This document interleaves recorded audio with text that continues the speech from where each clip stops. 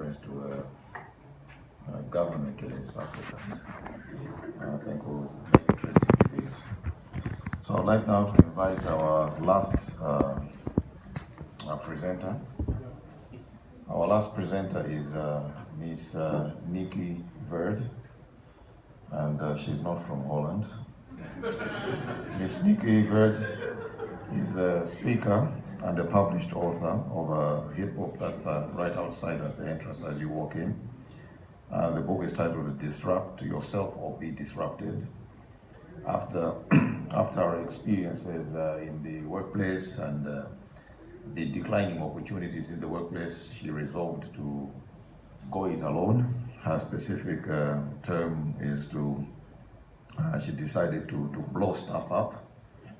And in that course and in that experience, she decided that she was going to focus on the fourth industrial revolution.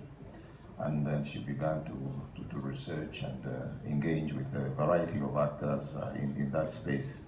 And as I've indicated, that culminated into the published book that she has out there. She is going to talk about the fourth industrial revolution in relation to youth. The title is actually The Fourth Industrial Revolution, A New Dawn for Africa's Youth. Turning Africa's deficiencies into opportunities using the power of the fourth industrial revolution. That is the title of our presentation. It is solution-oriented. It is not a ceremonization of the problems of Africa as we would have had if Professor Lumumba was here. It is an optimistic perception of what is possible of the continent. So with that matter, I would like to invite Ms. Nicky.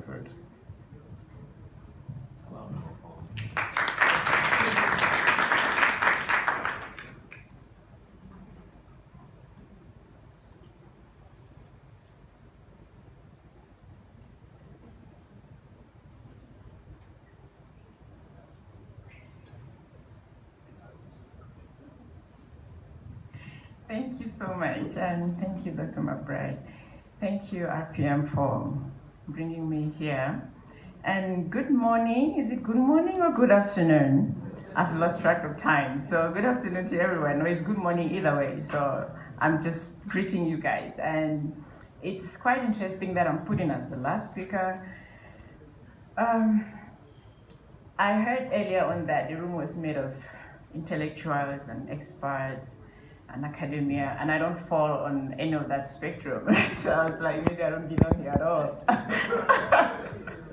So, as Dr. McBride had said, what he didn't actually say is that I happened to find myself in this space because I got retrenched in 2016 from a job I held onto for dear life. So I don't know if anyone in the room is worried about a job, but well, it happened to me and I didn't see it coming.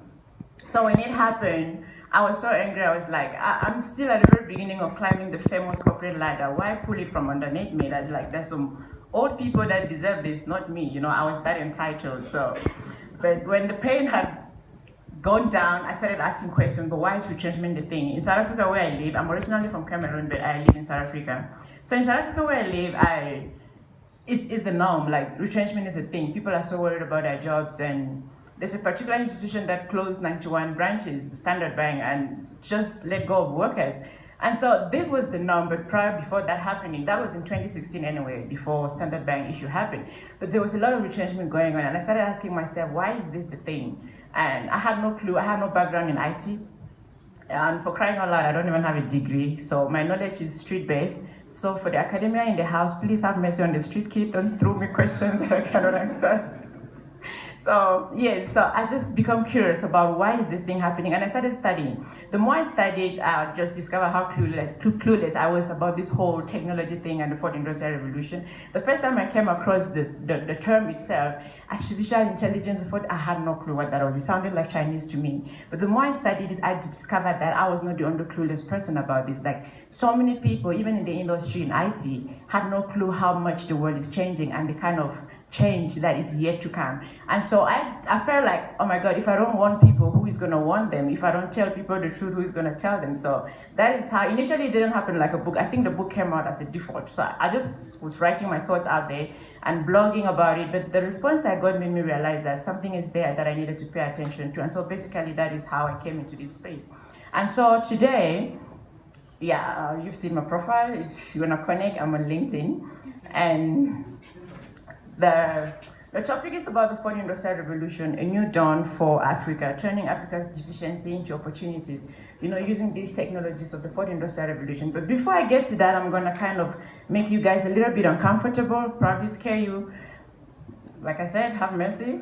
Dr. McBride initially already define what the fourth industrial revolution, the term was actually coined in 2016, by the founder of the World Economic Forum. That is how recent this thing actually is.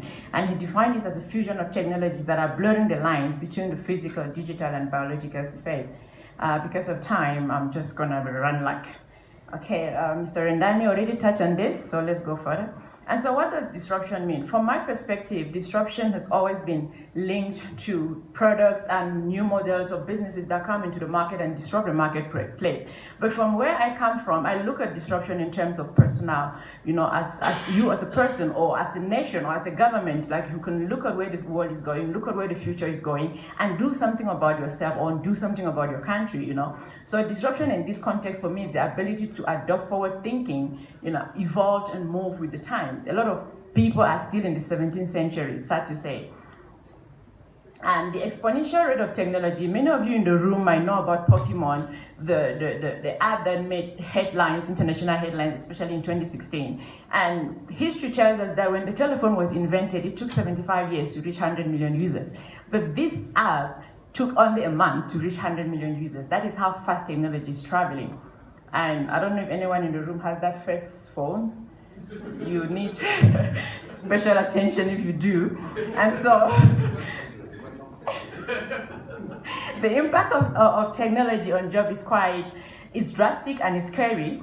We look at the comparison that is being done by the founder of World Economic Forum, comparing Detroit in the 1990s and Silicon Valley in 2014. And you could see that back then, he needed like 1.2 million employees to be able to reach a certain market capitalization. But in 2014, you only need about 137 employees. And that's about 10 times fewer employees to achieve the same results that would be achieved with 1.2 million employees. So those are the scary facts that are out there about the kind of future in which we are looking at. And mind you, these comparisons were done in 2014. Then you can only imagine what is happening now in 2019. Literally, we're in 2020.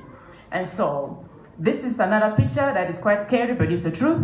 In just 10 years, the cameraman and the pilot are both replaced, with the rise of technologies like drones.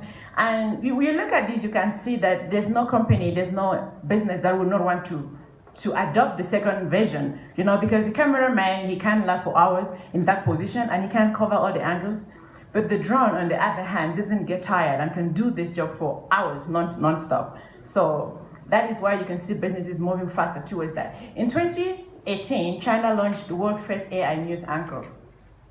That's not a real person, by the way. That is an AI-powered news anchor. You can read more on that. And just February this year, they'll launch a female version of a news anchor. This is not a real person as well, as you will see. And there's more bad news in terms of what is coming. Audi recently also announced plans to let go of 7,500 employees in their restructuring because they're going towards electric cars and driverless cars. Driverless cars are not built by humans, they're built by robots. So they had to let go of these number of employees to be able to achieve that. And in 2019, Nissan, the same, announced plans to cut 12,500 jobs. In November 2019, which is just like last month, the Dutch bank deployed an army of robots to replace 18,000 workers through a project. Their project is called Operation 4.0. So that is the kind of future we are heading to. And the promise of technology creating more jobs is just an illusion. A lot of people say, because technology has always replaced jobs, it will create more jobs. And people think that the same the same thing that has always been will happen in the fourth industrial revolution. The fourth industrial revolution is not just a continuation from the third industrial revolution. This is completely a different new era that is changing everything we know about work, about relationships, and about how things are being done. So yes, jobs are going to be created, but the numbers are not going to be equal. You think that a company that let go of 5,000 employees is going to create more 5,000 positions anytime soon? That is not going to happen. You think that a company that needed 100,000 employees 10 years ago, and they are now functioning maybe on like 30% of those, that they will get to 100,000 employees at some point? It's never going to happen. AI is meant to work on its own. AI is meant to be there while there's no one there in the office and doing the thing that does the thing to do the thing. You understand what I mean? This is a scary report according to the UNDP. 12 million young people entered Africa's labor workforce in 2015, but only 3.1 million jobs were created. These are statistics that we need to take seriously and then start thinking about on ourselves. Are we going to continue? I know there are professors in the house from different kind of universities. Are we going to continue telling our kids to go to school, get a certificate, and get a job? Who is going to create those jobs? Where are those jobs going to come from? And these are important questions that we need to think. Should we reskill or should we rethink? 2 weeks ago, I was in Botswana, and these are some of the questions that are asked in the room because everyone seems to talk about reskilling, which is still a good thing. We have to reskill because the question is reskill or rethink. If you choose reskill,